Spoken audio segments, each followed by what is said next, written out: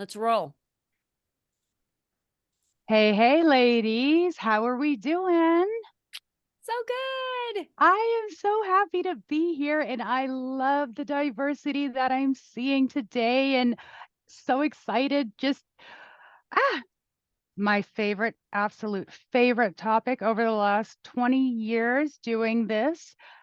As Colleen said, I am a clinician. I live in Las Vegas. I am originally from San Francisco.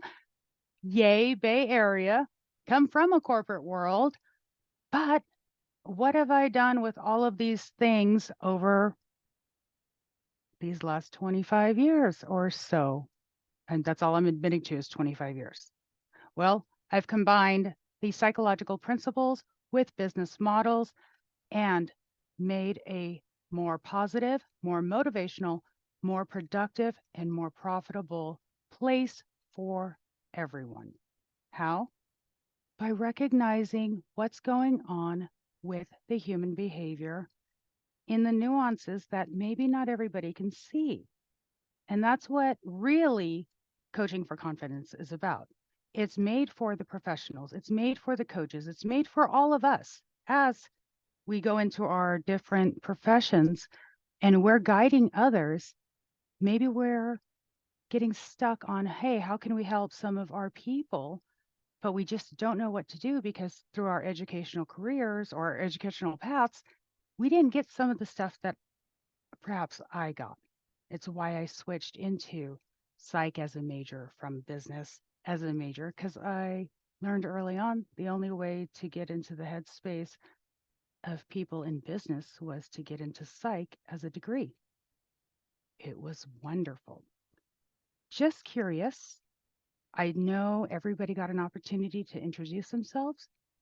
What line of work is everyone in here? If we can go one at a time. Oh, we're going to get interactive. So unmute yourselves. I need it's still morning-ish. Sort Go of. ahead, Whit. I'm a coach. I'm a dating and love coach. Yes, in the hardest time to ever date. Mm-hmm. Go ahead, Natasha.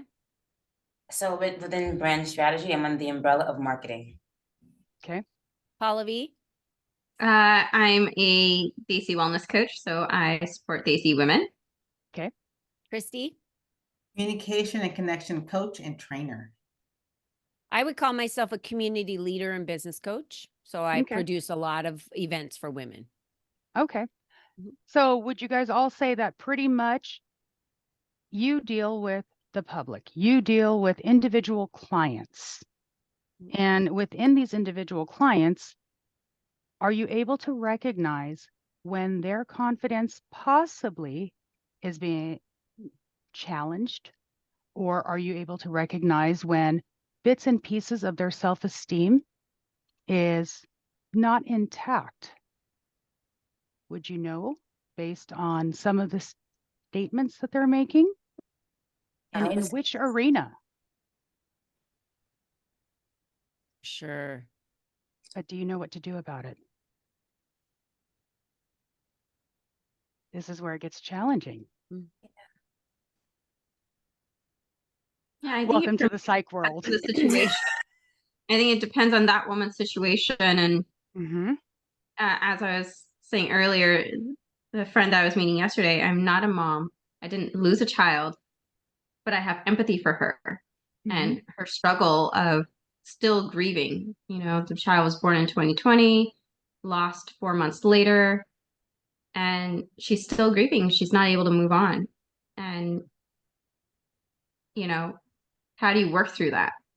Right. Except be there for her and let her say, I think it's okay for you to continue to grieve. You decide when you're ready to move on, if you so choose to. Absolutely. And this is the part where coaches and professionals and leaders have the hardest time because in their educational path, they're not given these tools. These are left to those psych majors and they don't know what to say. But bottom line is that we are all humans. We house all the same emotions. And that's why it's so important that I do teach these things and that I did create a professional development series to give out these tools so that we can help one another. Because unfortunately, mental health is not the leading profession, though it's the leading cause of our downfall as a worldwide population. So we need to band together and we need to make more awareness one at a time and spread how to help. If we're not going to create a bigger profession, then let's make more professional series. So we all understand the pains that come with lack of confidence in certain areas. All right, so what kind of tools can we give out? I have handouts with my courses, but stuff like grieving. You understand what the pain of grief is? We all do. We've lost something somewhere along the way. How do we help somebody mourn? It's simply silent support is the best method in most cases. The I don't know what to say, because there are no right words, really is the best support you can give somebody. And I'm saying that from the therapeutic stance. And it's applicable and also HR compliant. It will not get your business in trouble. Very important to know both ends. How do you help somebody rise to that next piece? And you don't want to push them. Ask them, when you're ready, would you be able to let me know? Therapeutically appropriate, HR compliant. So these are some of the times that you can bring that confidence piece, business model, psych principles all together. But man, did we just hit and start with the heaviest topic that we possibly could.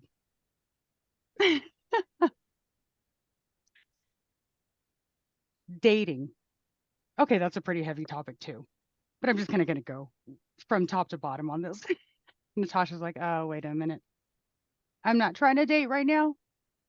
I know she's trying to date.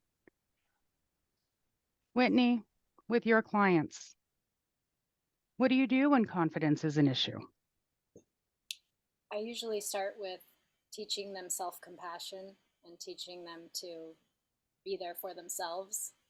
I love what you said, that silent support is really valuable. So I can be there for them, but I want them to like physically touch their body and self-soothe.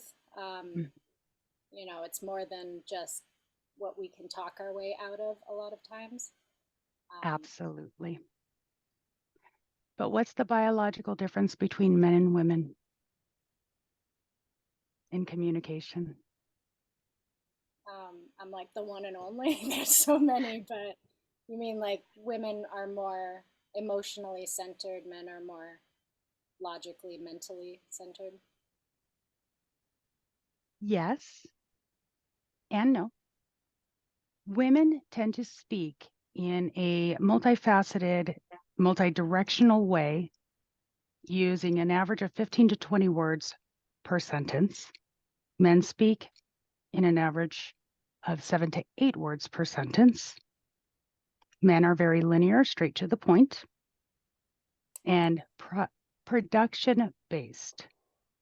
So when they try and comfort a woman in a relationship, they want to provide an end result or they don't know what to do. So silent support is the hardest thing for them to do because they do not feel productive. Therefore, dating becomes very, very difficult. To tell a man, hey, just sit there and just listen. And they go, but then I'm not being productive. I'm not helpful. Therefore, I'm useless. And their confidence goes down the tubes.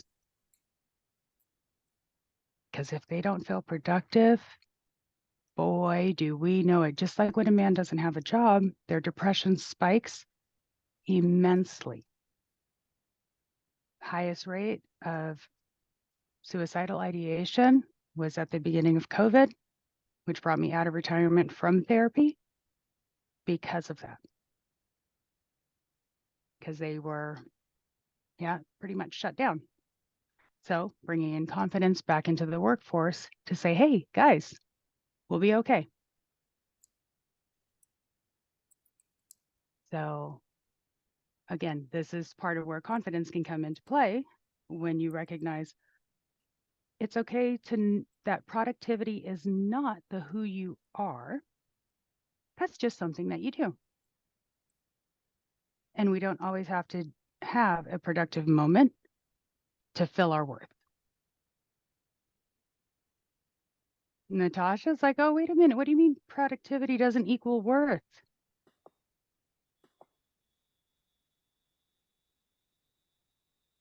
You and I spoke about this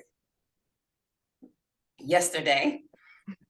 That is definitely something I struggle with. If I'm not productive, if I'm not taking action, if I don't have an outcome, it's really hard to, list your wins. So I have an accountability partner, and each day, for accountability, we have to send our 3 wins and our 3 intentions. And the day before yesterday and the day before that, I didn't have any. And I was like, oh, well, I wasn't productive today, so I don't know exactly what my wins are.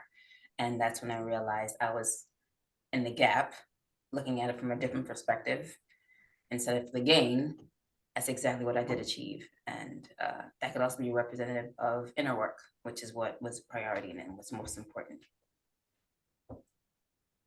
Do we know the difference between self-esteem and confidence?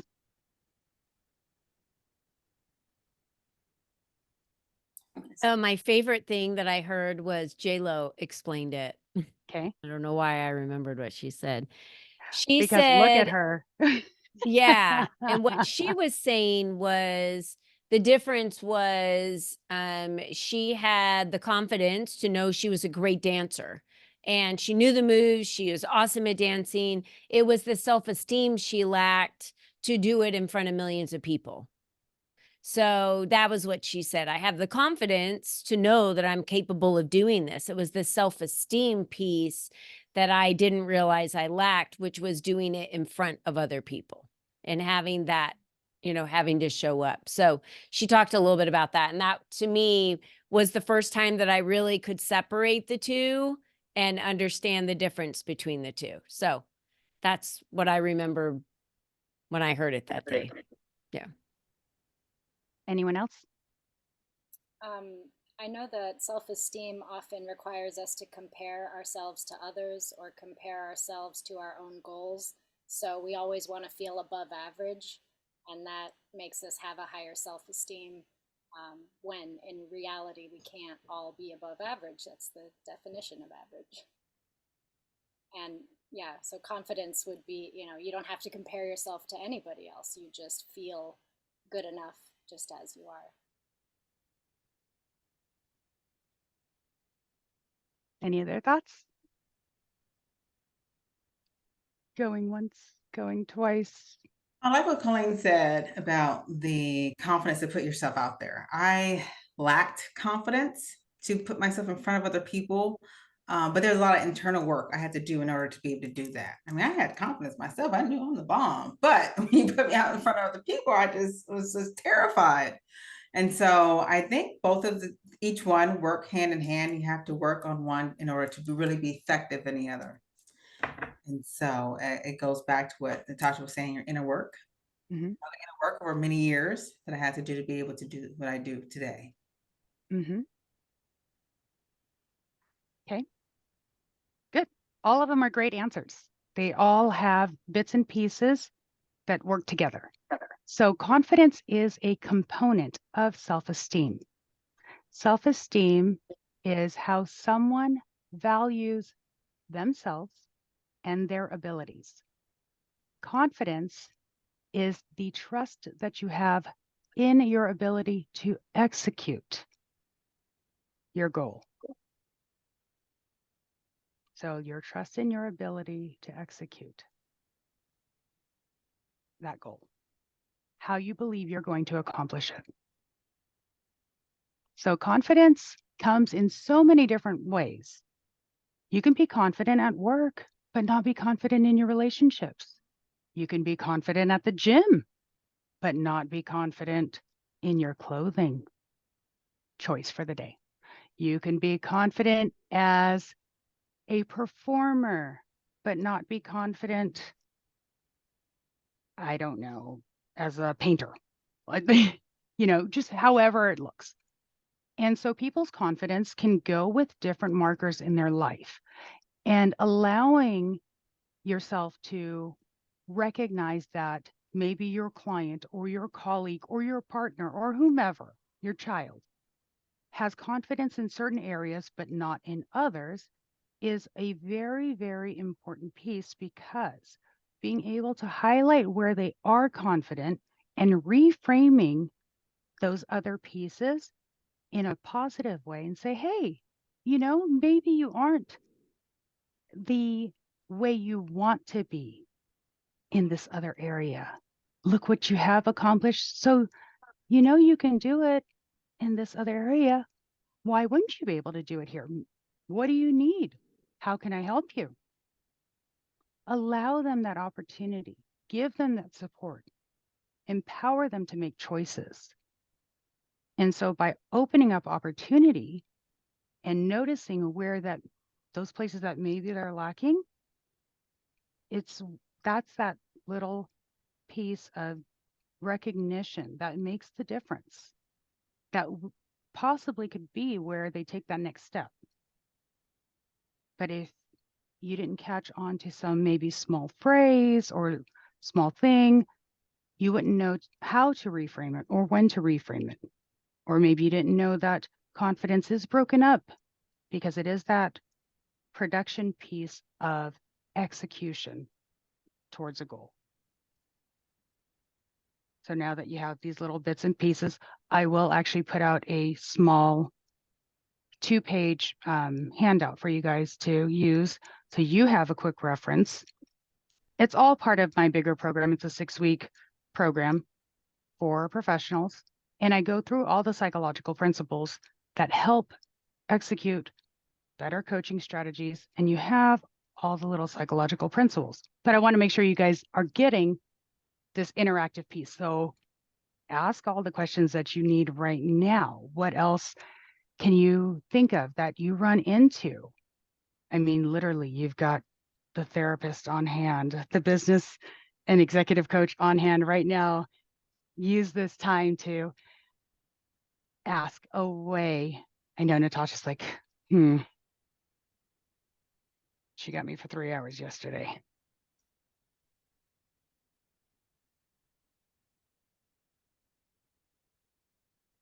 Colleen's thinking. Oh, here's a good question. When you've taught someone how to enroll, sell, right? And you've given them all the tools, you've role played with them, you've given them all the tools, you've worked with them on what they need to do, yet every time it comes to that enrollment piece, obviously you're not present, right? Because they're just having a conversation with someone or whatever. And they keep coming back to you saying that no one's enrolling, or they're not interested, or they're not able to get anybody to commit. When you have the belief and confidence in yourself, and you're able to get people to enroll based on who you are and how you have that conversation, and you've given them all the tools and taught them how to do it, yet they lack that confidence themselves to pull the trigger, where to me that seems like one of the hardest pieces. You can't force it upon someone. You have to meet them where they're at. They want it really, really bad, and you've given them everything you've got to get them there, but they're just not able to make it happen. That's an interest to me. What do you do with that? Well, when you role play with them, what are they presenting in that physical piece? Because that's really where it's going to show. Are their shoulders curled in? Is their chin held down? What kind of eye contact are they making? Is their voice and tone down? One of the things that I do, and I usually teach this in a very different high-level 6-month training. This is a very intensive training that I take usually on a one-on-one basis, but I work through frequency. I test the frequency of their voice, the tone of their voice, because it'll hit a brainwave very differently on how they pitch.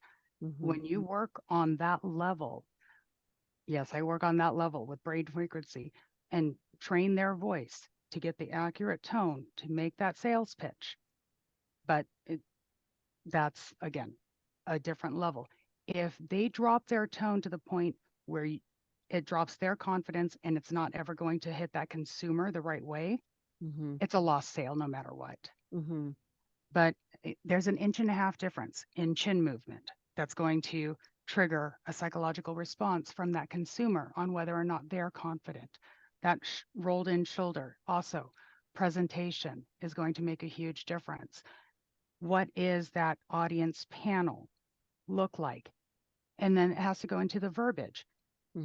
And again, when I work with corporations and I ask what their demographic is that they're pitching to, it's really important to understand what's the market and who's providing the pitch, because it has to be a match.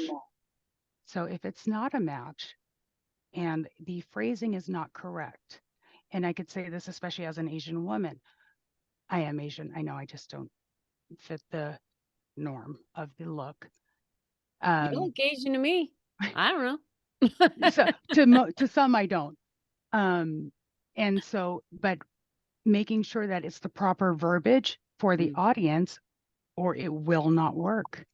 And so if there's a lack of confidence plus the improper verbiage, it's not going to ever make a sale. And yes, you can't know, but rehearsing even just or reviewing the scripting. So like even when I work with some of my executive clients and they're doing their content creation, I review all the scripts first, and I have to work through a lot of the scripts. And I'll say it sounds arrogant, or it excludes this demographic, or it's going to put this one out of place. And each one of those things has a psychological pull that people just don't realize. And there's ways to really engage an audience that, again, is not trained outside of the psych fields. Yeah. So That's what why I I hear have so much fun with this. What I hear you saying is really get specific on details in the role plays and do more of them so that that person is doing it exactly the way they need to do it, and they can really, if you meet them where they're at, they can create that belief. The more times that they do it, they're going to start creating more of that belief and confidence in themselves. So when they go do it with somebody else who is that potential client, they've already rehearsed it so many times, it's just natural.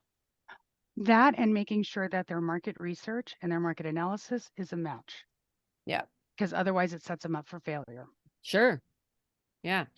And then that butchers their confidence, or what little confidence they did have, even more. Yeah. Okay. And so one of the things that I always tell everybody is that I don't pitch anybody. I never pitch a program. I simply tell a story. And then all of a sudden people just come right in. Yep. Okay. That's awesome. Thanks. What other questions do we have? Cheri, you're talking about speaking to an audience. What kind of research? I mean, if you're speaking on stages, different audiences, what kind of research can a speaker do to gain the information they need in order to be able to, I don't know, match their tone or personality or presentation to that audience? Okay, so if it's, say, a speaker's tour, I'm putting together a speaker's tour to help raise money for community development and a recipient in particular. When I do market analysis and market research, I pull the demographic based on the location of the facility. I'll do, whether it's a 30 or a 60-mile radius, we'll match the advertising for the press releases, match the advertising for the newscasting. As all of that goes out and I pull those demographics, also matching the income ratios and the sponsors that will be solicited. Within those sponsors that are solicited, looking at their missions and their visions, so mission statement, vision statement, their funding and their training budgets. As I look at whether it's board of directors, if it's nonprofits or corporations, I go for that market analysis piece. So when you see the demographic of who's made up within that company, and then the target audience for the attendees. You'll start to get a full picture of who your audience is. And since I'm doing like live events, it's not a virtual event, I'll have actually a census as sales are coming in, and then it's tailored that way. Okay, so you're able to get more information about Mm. the graphic. Mm-hmm. And then, so I really pull for specific pieces like that. I will pull to a specific demographic in particular. Now, if it's corporate pieces and I'm doing, say, corporate training and a corporate market push, because I'm trying to land a corporate training and I go to specific places, I already know what I'm walking into. I don't do it blindly, ever. So, So, yeah. let's say speaking on stages, let's say Mhm. you're a speaker for an event planner. You're one of the speakers, basic demographic, but you don't have that detailed of an analysis to really change. I don't get it anyway. I mean, I can ask for it. Maybe there's something I'm not asking for, but it may be something more specific when you're going through these events, say within, let's say, Colleen's community. We all have events. And so how do you know? So like if you have, say, the blanket speaker reel on, say, Speaker Hub or any Women's, one of, women's business event. That host, I'm just saying the host should know who the guests are. So if you were to ask, like if you were like when Cheri came and spoke on my stage locally here in November, if she ever would have said like, hey, give me an idea who's going to be in the room, I would have just laid it out for her. Okay, I am inviting female small business owners that are local in Arizona. We might have one or two fly in, but for the most case, they're all going to be local business owners here. Here's who I'm inviting: realtors, mortgage brokers, local women that have their own brick and mortar stores. So they could be franchisees, they could be a multi-level marketing coaches. These are who I invited. Women that might be estheticians and have a brick and mortar store. So I went over all those demographics with her so she knew who was going to be in the room. Now I said the level of their businesses are going to be all over the board. Some of them are brand new, just getting out of corporate America, starting their business. Some of them have been in business for 10 to 20 years, so they might have switched careers in between. I can't get to that level, but she had a very good idea of who was in the audience when she walked up on stage. Your host should know all that. And if they don't know that, maybe you shouldn't speak on their stage. I don't know. Right. So in a perfect world, you go into a corporate and you know exactly who the people are. But in Colleen's case, there are all types of women, different demographics, different business experience. It's how do you tailor your voice, your confidence to a market like that? Perfect example, Colleen. and that's where, again, being able to gauge the room and to quickly adapt based on facial expression, body movements, all the nonverbal cues. That's the expanded training. This Right. is really where the expertise comes in. I did spend a lot of time as an expert witness in forensics and do courtroom prep and in business analysis and operations analysis. So I'd sit in the back of a company indiscreetly observing all the interactions and then provide the owners all the feedback. Good. So yes, that's the kind of training that I go in and redo. Super. Yes, it's fun times. It's fun. Yeah. Cheri, I'm curious about what you would have to say about the role of self-sabotage and how that connects with confidence and self-esteem. Oh, yes. Self-sabotage takes out your confidence and self-esteem. So that's jokes. We could laugh, ladies. We could laugh. Self-sabotage, self-fulfilling prophecy, all of those like terms absolutely will set you up for failure. How you speak is how you live. We will absolutely align ourselves with the way that we set ourselves up. If we put ourselves in a position that says, I'm never going to be able to do it, then you won't. I'm never going to get this right, then you won't. And this is where taking our clients or taking ourselves and saying, oh, you know what? It's not that I'm never going to get this right. It's, I don't know how to do this yet. And that's where the yet comes in. Or I haven't gotten to master that yet. What do I need to go learn? And so when we give ourselves the wiggle room and the leniency and opportunity, that's when we get out of the sabotage. But if we don't open up the door, we're never going to walk through it. But it absolutely will kill the confidence because that's the execution towards our goal. And since confidence is part of self-esteem, if you knock out one leg, it's not going to stand.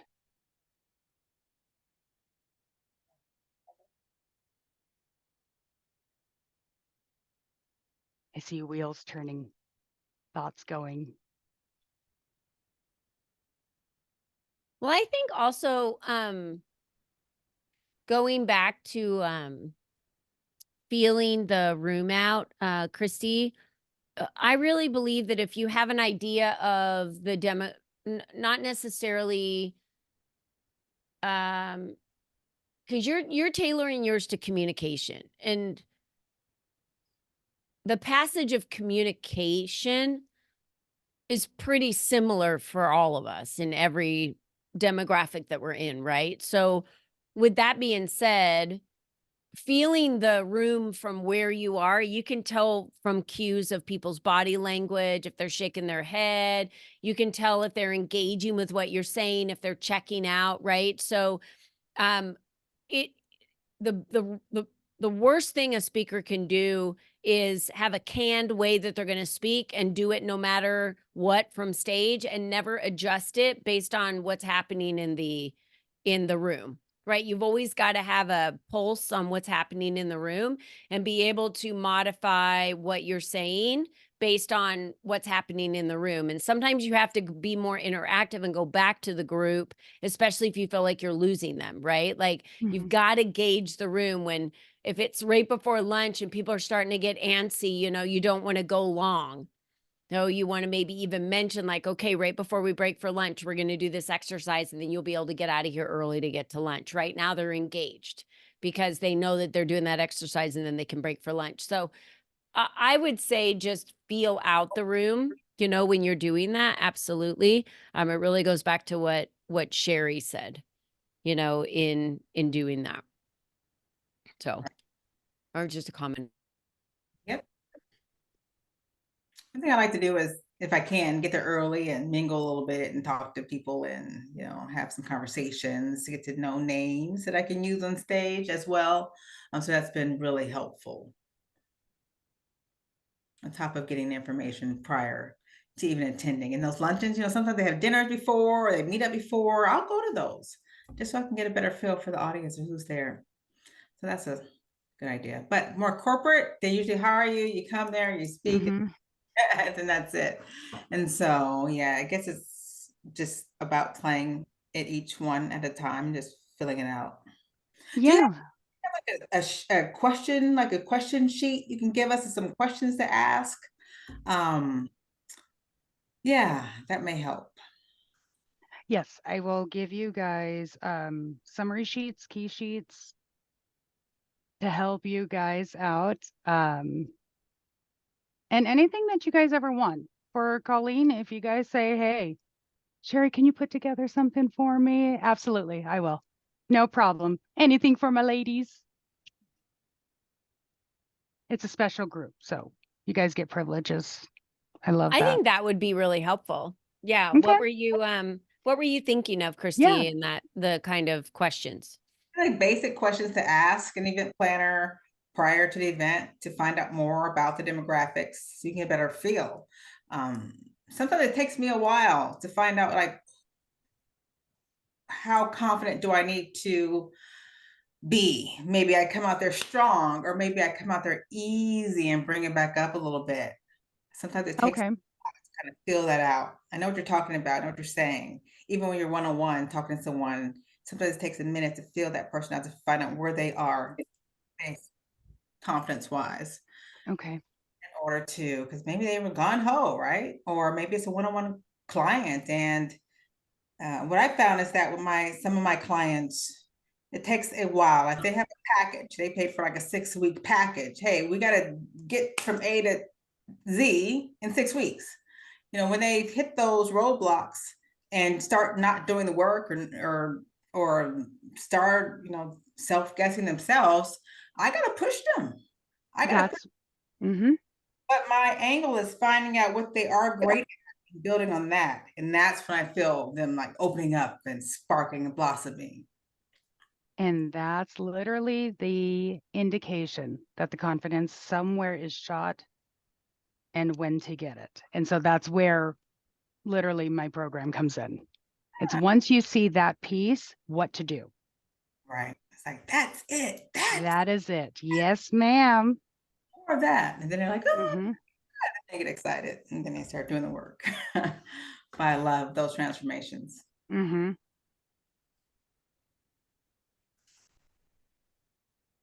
Okay. So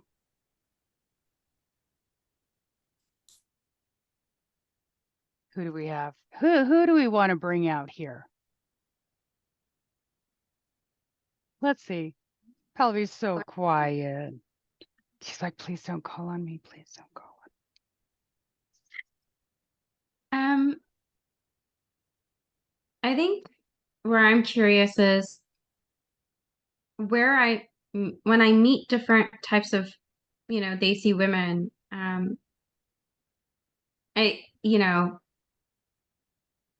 it's kind of, I'm meeting various types of women, either they're married or they're not married, or they have kids, they don't have kids. And I'm the oddball. I'm the they see lady who's single at 38, going on 39, and have no kids.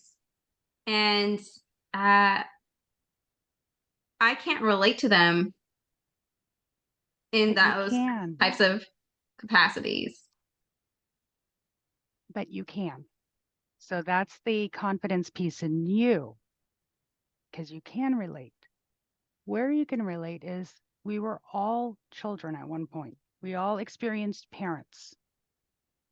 And parenting is all brand new. Colleen can answer that one for you. Every time you become a parent, it's a brand new experience. Each child is unique. So we've all experienced childhood. Mm-hmm. So you can relate to that. We've all experienced what a parent was like. So you can relate to that. From woman to woman, you can relate to that. Frustration to frustration, you can relate to that. Okay. So there's plenty of things to relate to. And so if you feel unrelatable, your client may feel not related to. You don't want the disconnect. So if you have an incongruence between you and your client, it may make the client's progress slow down, and you don't want that. Mm-hmm. How do you pick yours up?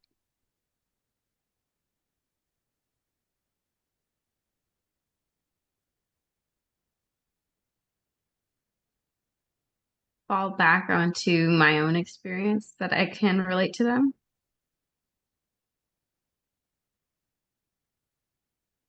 Fall back and listening to others, their experiences, and share that. Yeah. Trust yourself.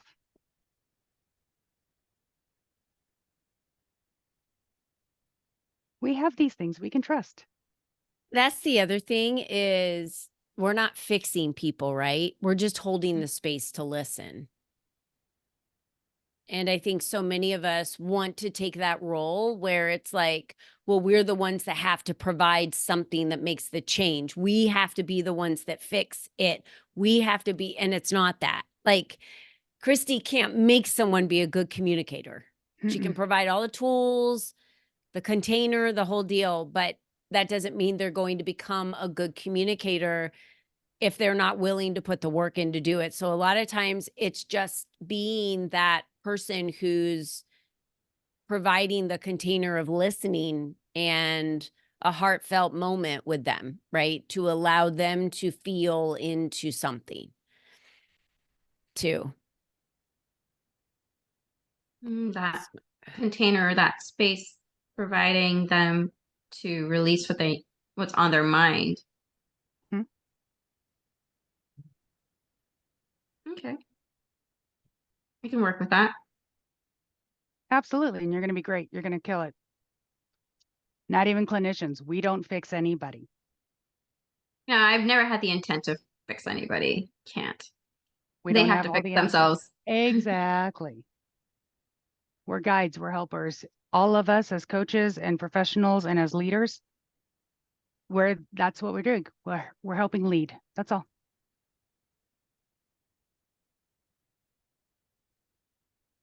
But we're going to lead with confidence, and we're going to help pick up the confidence, and we're going to help guide the way. And if dating was any easier, some of us wouldn't be single. Wait a minute. How many single ones do we have up here?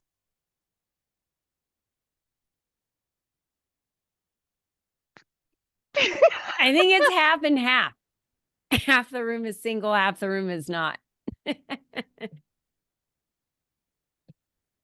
don't know if Whitney's going to put her QR code. Be like, so ladies. So am I doing the confidence piece and Whitney's doing the matchmaking? She's the piece? perfect guide. Yep. And then Christy's going to teach us all how to talk about it to those other people. Got it. Okay. So now that we've understood how this is going to work,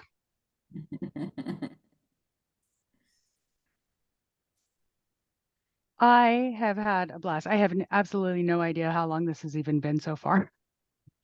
You're doing great. I mean, we're Okay. on my clock, we're at 1:53 and we stop at the top of the hour. So, Perfect.